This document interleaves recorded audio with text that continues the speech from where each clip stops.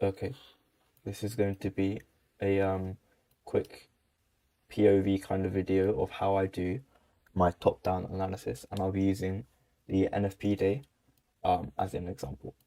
So for NFP, before Friday, we had this SMT here. I had said I did not anticipate to hold and give us that run to all-time highs.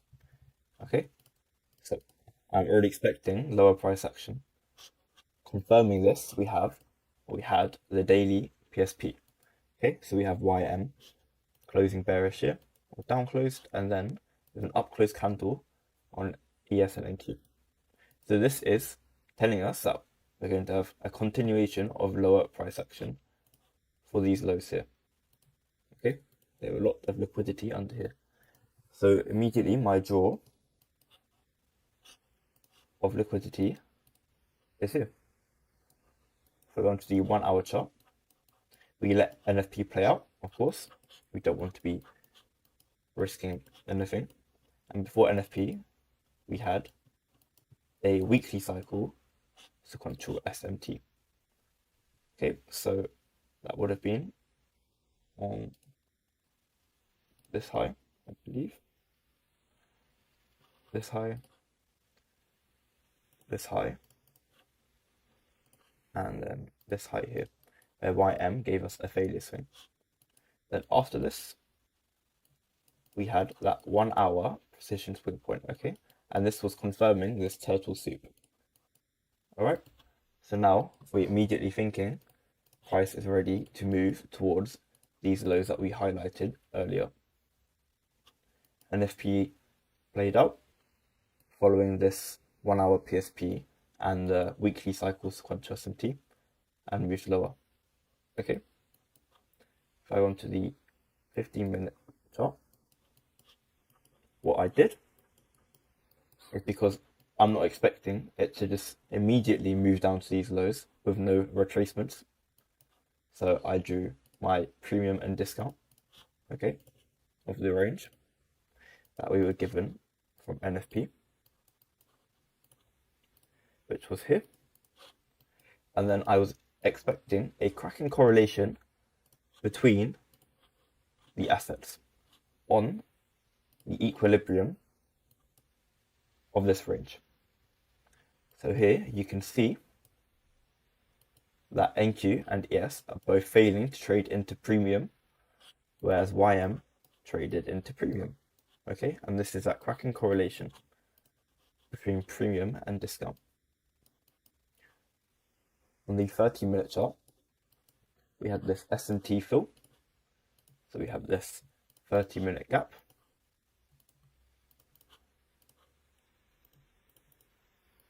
Okay, YM failing to trade into this gap. And this is what gave us this continuation lower. As for my entry, let's check.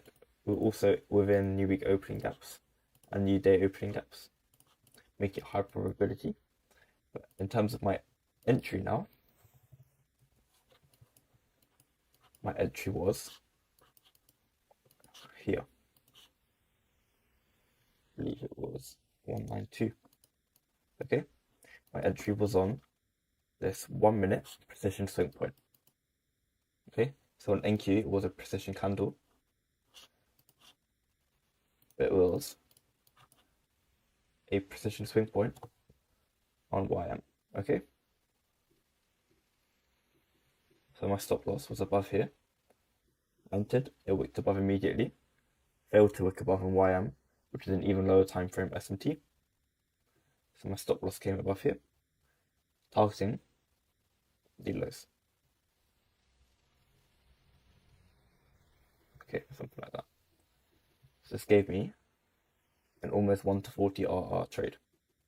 Okay, and the reason that I only entered on this 1 minute PSP without seeing something on the 5-minute chart is because we did not need to see that.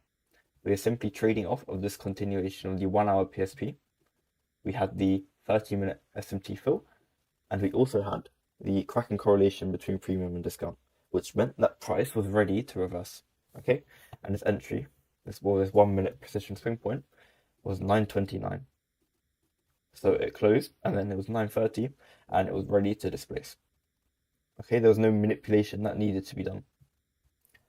If you missed this 1 minute PSP, there was a 1 minute inversion fair value gap here. So your entries may have been on the close with your stop above here,